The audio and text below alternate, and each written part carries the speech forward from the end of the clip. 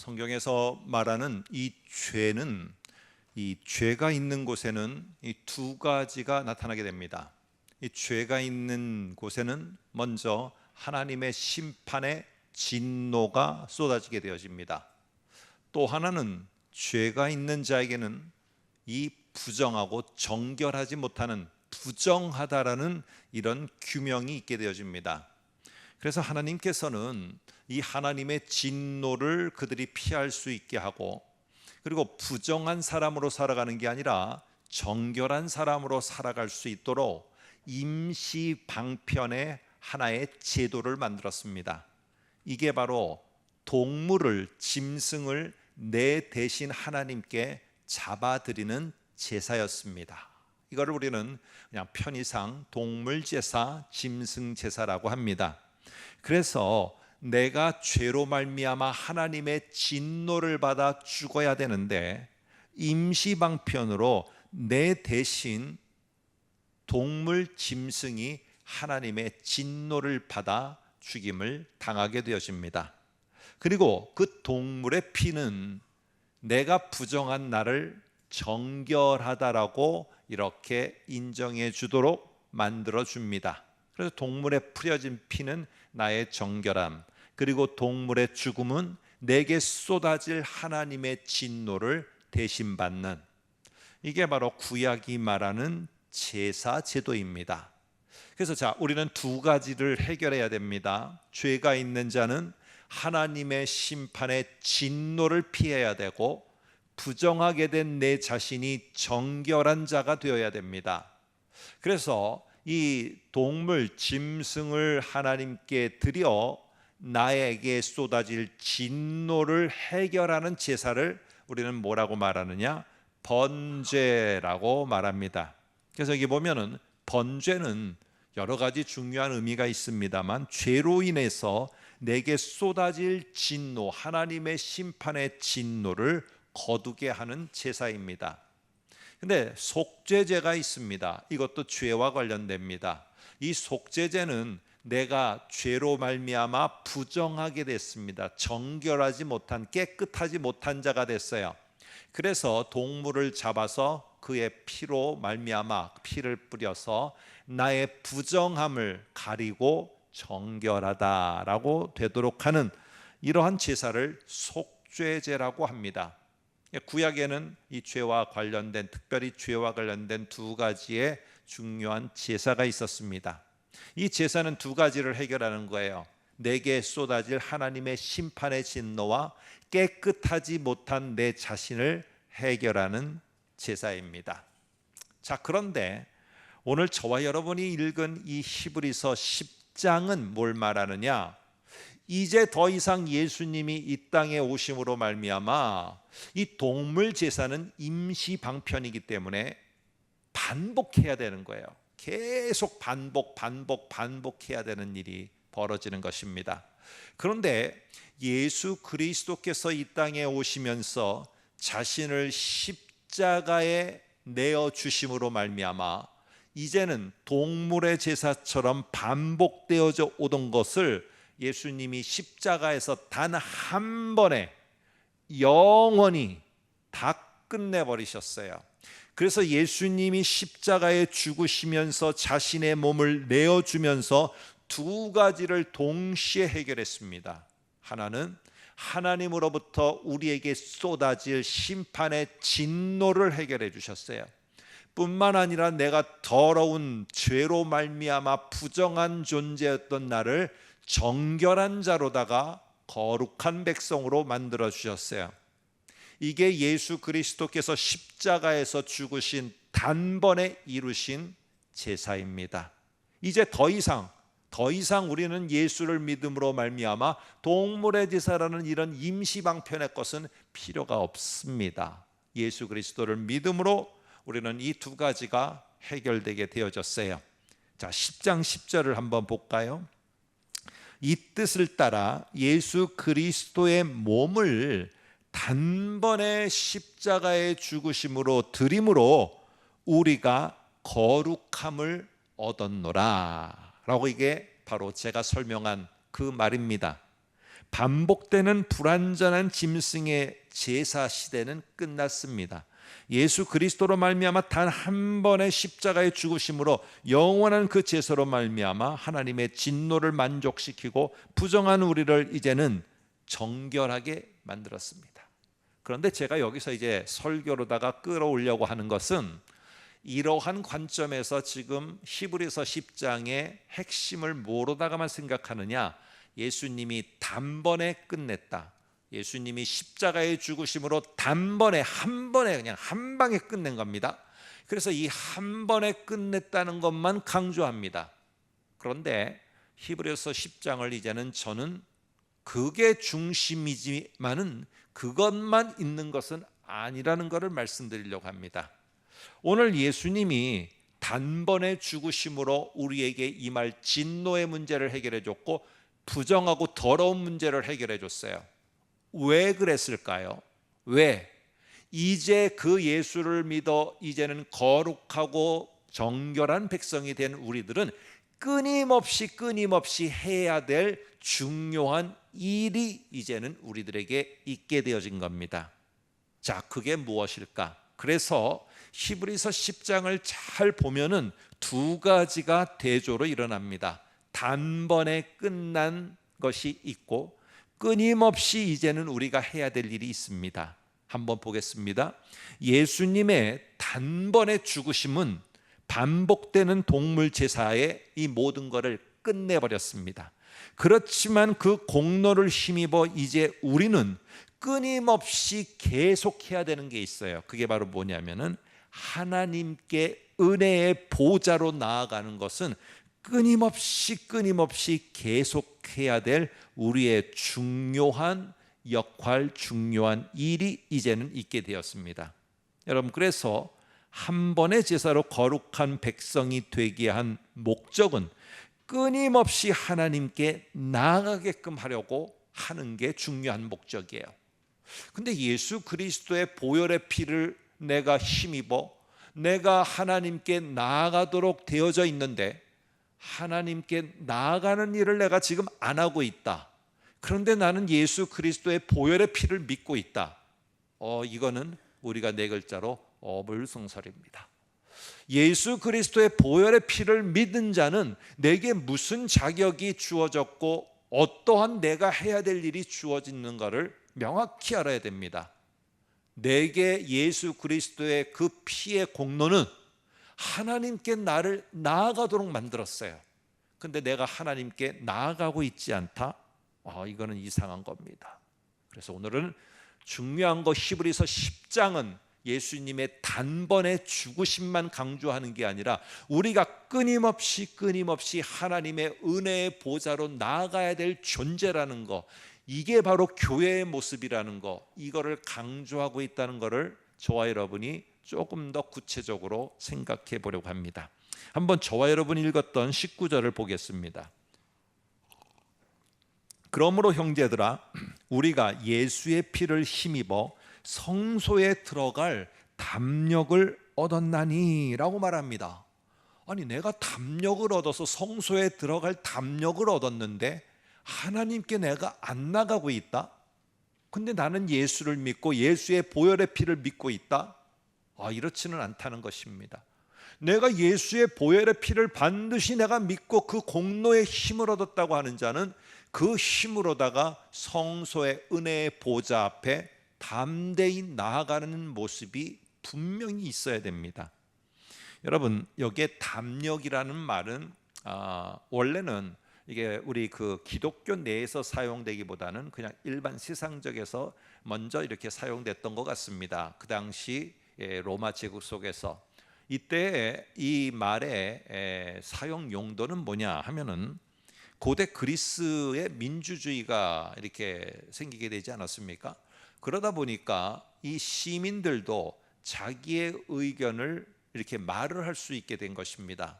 근데 그 말을 할 때 이 그냥 뭐 군중들 가운데서 말하는 게 아니라 이런 단상이 있어서 단상 앞으로다가 당당하게 걸어 올라가서 내가 피력하고자 하는 말을 아주 분명하게 할 수 있게 됩니다.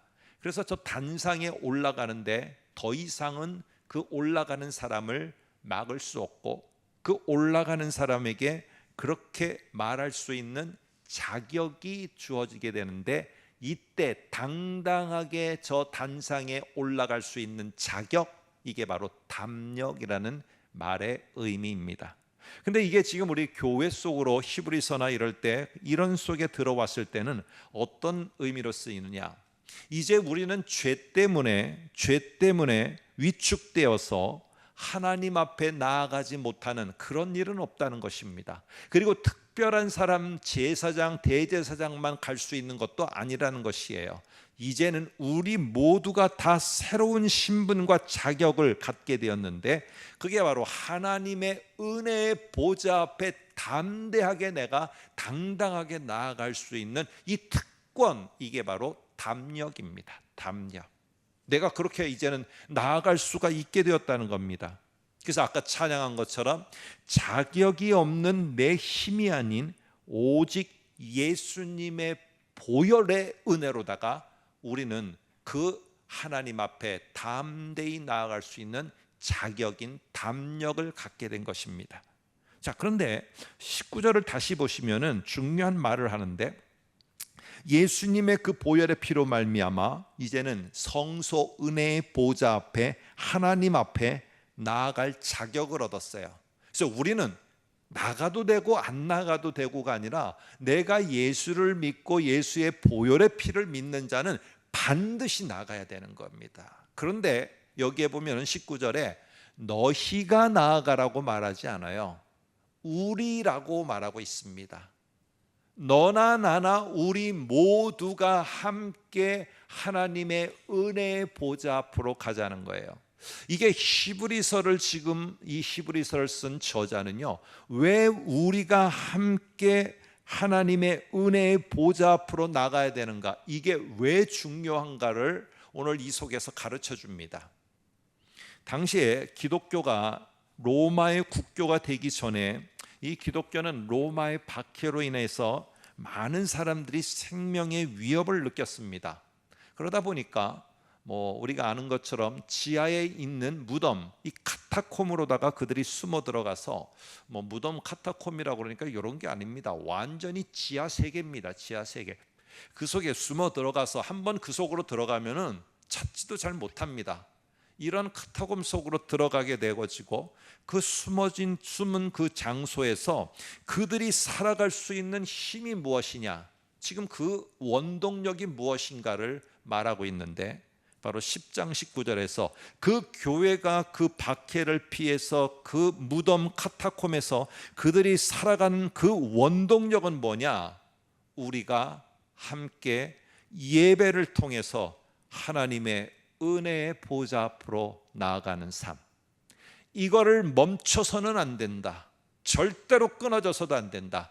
이게 우리를 살아가게 할 힘이다. 이거를 오늘 히브리서 저자는 강력하게 말하고 있습니다. 여러분, 실제로 뒤에서 말씀드리겠습니다만, 실제로 결국 이 카타콤 속에서 이들이 살아갈 힘과 능력과 원동력, 이 모든 것들은 이들이 자기의 자녀들의 손을 잡고 연세 많은 부모의 손을 잡고 이들이 손을 잡고 힘들고 어려운 가운데서도 함께 예배를 통해 은혜의 보좌 앞으로 가게 됐을 때 20절에 뭐라고 말하느냐, 이렇게 말합니다. 그 길은 우리를 위하여 휘장 가운데 열어놓으신 새로운 살 길이요 라고 말합니다. 그게 그들에게는 살아나게 만드는, 그들이 일어나게 만드는 아주 중요한 원동력이 되었습니다. 여러분, 그래서 그들은요, 이렇게 힘들고 어려운 가운데서도 이 무덤 속에서도 나는 끝났다, 나는 멈춰섰다, 이렇게 하지 않았습니다. 결국 그들은 손에 손을 잡고 예배를 통해서 끊임없이 하나님께로 나아가는 것, 이 변함없이 나아가도록 하기 위해서 예수께서 십자가에 단번에 죽으셨다는 이 사실을 믿고 이렇게 끊임없이 나아가는 삶을 살다 보니까 이제 우리는 여기서 버티면 되는구나, 이게 아니라 그들이 할 일이 이 무덤가에서도 보였습니다. 그 당시에 조금 불편한 몸으로 태어난 아이들은 그냥 길거리에 버려졌어요. 그런 아이들을 데려다가 다 지하로 데리고 와서 고아 아이들을, 장애가 있는 아이들을 케어하는 일을 이 교회가 했습니다. 전염병으로 갈 데가 없어서 이리저리 떠돌다가 지하로 들어온 전염병이 있는 자들을 돌봤어요.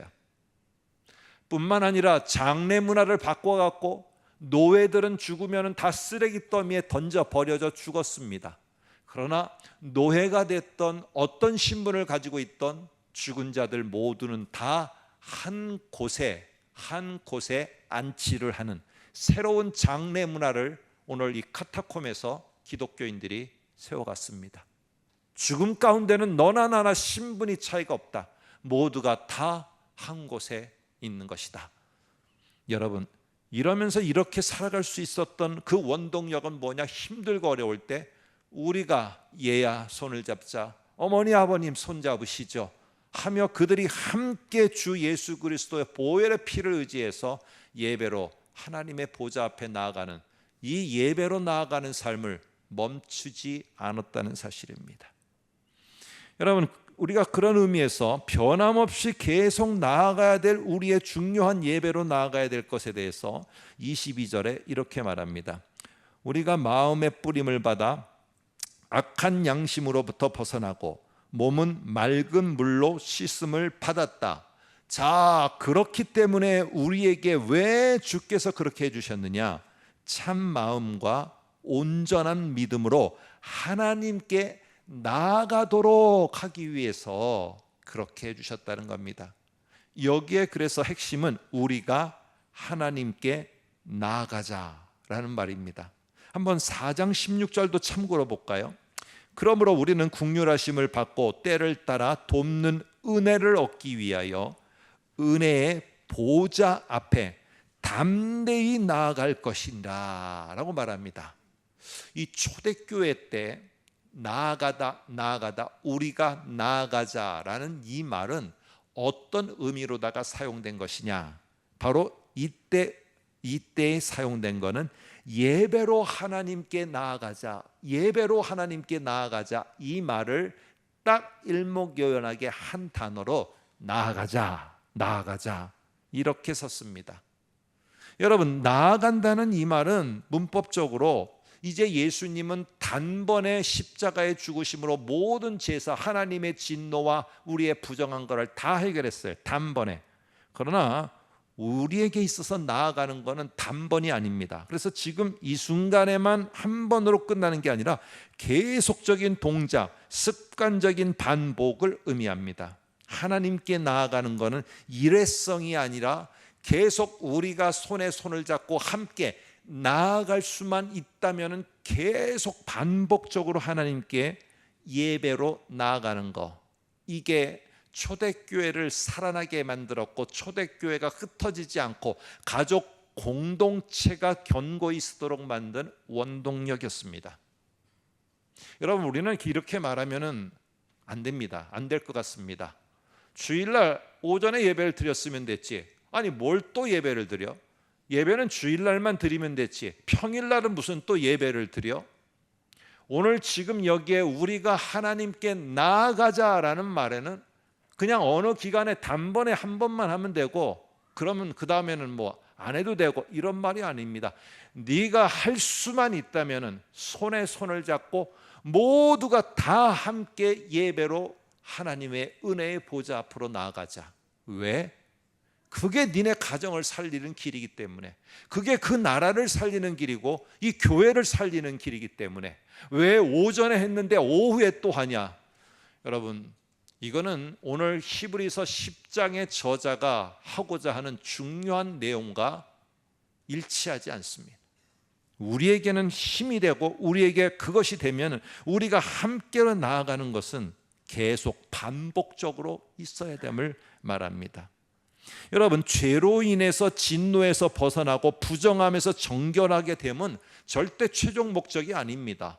내가 그렇게 된 이유가 뭐냐는 것이에요. 왜 예수님이 단번에 십자가에 죽으셔서 나에게 쏟아질 진노를 해결하고 나를 부정한 자에서 정결한 거룩한 백성으로 만들어주신 목적이 뭐냐? 우리가 예배로 하나님의 보좌 앞에 나아갈 수 있게 하기 위해서예요.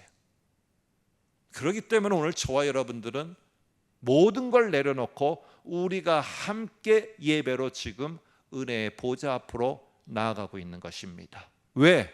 이게 우리의 살 길이라고 성경이 말하고 있기 때문에, 이게 우리의 가정과 우리 부모와 자녀를 살리게 하는 원동력이라고 말하기 때문에. 그래서 10장 25절을 보면은 이렇게 또 강조합니다. 모이기를 패하는 어떤 사람의 습관과 같이 하지 말고 오직 권하여 그날이 가까움을 볼수록 더욱 그리하자, 이렇게 말합니다. 당시에 유대교에서 기독교로 개종한 사람들을 유대교인들이 배교자라고 했습니다. 그래서 경제적 불이익을 주었고 집안에서 출교를 했습니다. 로마는 기독교가 불법 종교라고 생각을 하고 여기고 간주하여서 신변의 위협, 생명의 위협을 가하며 그 모든 것들을 허물려고 했습니다. 그런데 그 두려움 때문에 사람들은 다시 안전함을 찾아서 유대교로 돌아가는 사람이 있었고, 기독교인 가운데는 자기가 기독교인을 숨기기 위해서 뭘 했느냐? 이렇게 우리가 함께 예배를 통해서 은혜의 보좌로 나아가는 이 예배에 참여를 하지 않았습니다. 왜? 내가 기독교인이 아니라고 보여지기 위해서. 지금이야 이렇게 예배로 나아가는 것이 한국적인 상황에서는 이게 신앙의 지표다라고 우리가 잘 말하지 않습니다. 그러나 이 당시에는 우리가 함께 손잡고 예배하고 나간다는 것이 얼마나 생명과 직결된 건지 몰라요. 그러다 보니까 이렇게 함께 나아가는 것이 신앙의 지표가 되었습니다. 우리가 함께 예배로 하나님 앞으로 나아가는 것은요, 지하 무덤의 이 생활에서도 가정과 교회가 담대하게 지켜가고 그 모든 것들을 굳게 세워가는 원동력이 되었습니다. 그래서 그 말을 23절에 이렇게 말합니다. 한번 볼까요? 또 약속하신 이는 미쁘시니 우리가 믿는 도리의 소망을 움직이지 말며 굳게 잡고 라고 말합니다. 우리가 함께 예배로 하나님께 나아가는 것이, 성도들은요 유대교에서 출교를 당하고 로마의 박해 가운데서도 그래도 나의 하나님은, 약속하신 그 하나님은 미쁘신 신실하신 분이시다, 주 예수 그리스도는 신실한 분이시다 라는 이런 믿음의 도리를 저버리지 않고 소망 가운데 굳게 서도록 만들었습니다. 그래서 오늘 히브리서 10장은 강조하는 것이, 단번에 죽은 예수 그리스도가 우리에게 끊임없이 하도록 요구하고 우리에게 할 자격을 줬는데, 그게 예배로 하나님께 나아갈 자격과 그것을 해야 될 우리의 모습입니다. 여러분, 여기에 굳게 잡다라는 말은 두 가지의 의미를 내포하고 있어요. 하나는 견디는 겁니다. 주변의 압박이나 이 반대 세력에도 불구하고 끝까지 유지하는 겁니다. 그 힘이 무엇이었느냐? 우리가 손에 손을 잡고 함께 예배를 통해 은혜의 보좌 앞으로 나가는 게 끝까지 견딜 수 있는 힘이었어요. 또 하나의 의미는 단호함입니다. 이런저런 유혹이 닥쳐오고 의심이 막 싹트고 이럴 때에도 소망을 저버리지 않고 단호히 의심과 유혹과 모든 불안과 두려움을 떨쳐버리는 단호한 거부가 이 굳게 잡다라는 말 속에는 있습니다. 이렇게 견디고 단호하게 거부할 수 있게 만든 것, 결국 그러면서 지하에 있었던 이 기독교를 지상의 교회로다가 올라오게 만들었던, 그들이 지켜나가게 했던 그 원동력은 우리가 함께 예배로 은혜의 보좌 앞에 나아가자, 이것이었습니다. 이러한 특권과 이러한 우리가 해야 될 것을 위해서 예수 그리스도는 단번에 십자가에서 죽으셨는데, 그런 예수 그리스도의 공로가 우리를 이렇게 만들었는데 우리가 이 자리에 머물러서 주저앉을 수는 없는 것 아니냐. 여러분, 요즘에 책에서 글 쓰는 사람들도 그렇고 이런 그림이나 예술 쪽도 그렇고 좀 자주 사용하는 표현이 빈칸의 미학이라는 표현입니다. 빈칸의 미학. 이게 뭐냐면은 요즘 젊은 세대들도 보면은 뭐 다 그런 건 아닙니다만, 요즘 애들도 이렇게 그냥 막 살려고 하지 않고 이게 하루하루 아침에 일찍 일어나서 시간을 쪼개서 운동을 가고, 또 하루를 어떻게 살지를 생각하고 일주일, 한 달, 이거를 계획을 빡빡하게 짜놓습니다. 빡빡하게, 빈칸이 없이 짜놓습니다, 이 젊은 아이들도. 그런데 살아가다 보면은 계획을 빡빡하게 짜놨지만은 갑자기 그게 틀어져서 내 계획의 빡빡함 속에 그것이 되지 않는 뻥 뚫리는 빈칸이 세워질 때가 있습니다, 내 계획서 속에. 이때 젊은이들은 불안해합니다. 두려워합니다. 이 빈칸이 계속되는 것은 아닐까? 이 빈칸이 끊임없이 영원하지는 않을까? 이 두려움 속에서 자기가 하던 모든 것들에 좌절을 겪게 됩니다. 그런데 오늘 이 말은 무엇이냐? 빈칸은 영원히 나를 가두는 게 아니라 빈칸 안에는 미학, 아름다움이 그 속에 있다는 거예요. 그래서 내가 생각지도 않았던 그 상황 속에서 갑자기 내가 생각지도 않았던 만남이 이루어지고, 그 만남이 내 평생을 함께 살아갈 만남이 될 수도 있는 것입니다. 이 빈칸이 없었더라면 그 사람을 못 만났을 것이고 평생을 함께할 자가 안 될 수도 있었는데, 빈칸 때문에 그게 틀어지는 바람에 이 사람을 만날 수 있게 된 것이에요. 그 일이 안 되는 것 때문에 새로운 나의 진로와 새로운 내가 해야 될 일들이 그 빈칸 속에서 발견될 수가 있다는 겁니다. 여러분, 그래서 이렇게 빈칸은 영원하지 않고 빈칸 안에는 예측하지 못하는 상황 속에서는 정말로 소중한 만남과 소중한 나의 미래와 소중한 나의 삶의 방향들을 발견할 수 있는, 오히려 더 아름다움이 그 속에 있을 수 있다. 이게 빈칸의 미학입니다. 여러분, 이렇게 이 카타콤이라는 무덤 속에서 살아갔던 그들에게 기독교가 계속 하루에 몇천 명씩 변화가 되어지고 성장이 되어지고 여기저기서 교회가 세워지고 이러는 가운데 성장하던 교회가 로마의 박해로 모두가 지하로 들어가고 유대교로 되돌아가고 로마의 박해 가운데 신앙을 저버리는 일들이 벌어졌어요. 겉으로 볼 때 기독교는 이제 하향 곡선입니다. 이제 빈칸이 너무나 크고 너무나 길어지고 어찌 보면 영원히 될 것 같아요. 그러나 빈칸 안에서 그 초대교인들은 자신들이 해야 될 고아를 돌보고 죽은 자를 돌보고 그러면서 병에 걸려 힘들어하는 자를 돌보는 이 새로운 자신들이 해야 될 새로운 사랑의 일을 보면서 더 아름다운 일들을 찾아갔습니다. 우리 성도 여러분, 기독교는요 직선적인 상승이 있는 것이 아닙니다. 지금을 가리켜서 모두가 말합니다. 이제 기독교가 하향 곡선이다. 유럽이 그랬고 미국이 그랬고 뭐 이제는 한국이 그럴 차례다. 이제 모두가 다 추락하고 있다. 이렇게 말합니다. 그런데 기독교는 한 번도 직선으로 그냥 상승해서만 올라간 적이 없습니다. 기독교 역사에서. 기독교의 역사는 직선 상승이 아니라 파동형입니다. 올라가다가 주저앉아서 밑바닥까지 쭉 내려가고 하루에 3,000명이 돌아오는 놀라운 역사가 있다가 갑자기 주저앉아갖고 박해 속에서 저 밑바닥까지 곤두박질치고 하나님이 그러는 가운데 예배로 함께하는 이 삶을 굳게 지키는 그들을 보면서 다시 지상으로 올라와서 하나님께 예배하는 것으로 상승해 올라가도록 만들고, 여러분, 이슬람 세력 때문에 한 곳이 정말 힘들어서 기독교가 무너지는가 했지만은 다른 곳에서 기독교가 다시 생성돼서 살아나도록 하고, 경제 공황 속에서 흑사병의 질병 앞에서 다 무너질 것 같은 빈칸처럼 보였지만 무너지지 않았습니다. 다시 일어나고 새로운 곳에 살 길이 열리고, 그러면서 하나님이 여기까지 우리 모두를 인도해 온 것입니다.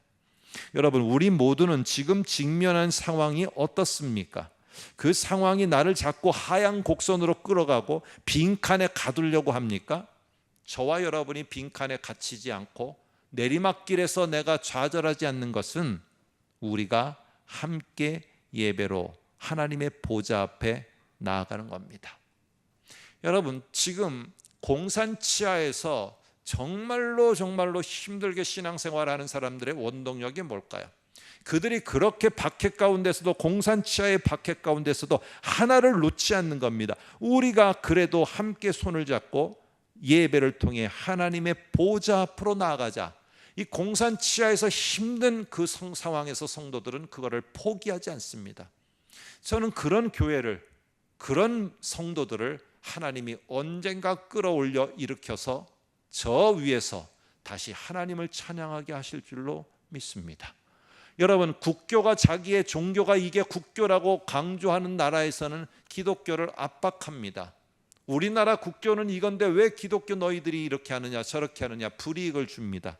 그러나 그들은요, 끝까지 우리가 함께 예배를 통해 하나님의 보좌 앞으로 나아가자, 이거를 굽히지 않습니다.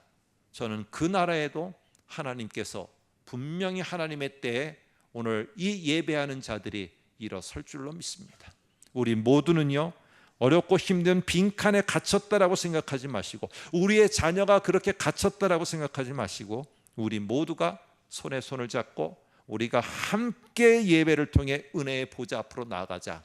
이게 우리 모든 가정 구성원들과 이 나라와 그리고 우리 교회를 다시 하향 곡선에서 상향 곡선으로 일으키는 하나님의 은혜를 불러오는 것 줄 알고, 이런 소망 가운데 우리가 함께 예배로 나아가자는 것을 끝까지 지켜가는 저와 여러분 되시기를 소망합니다.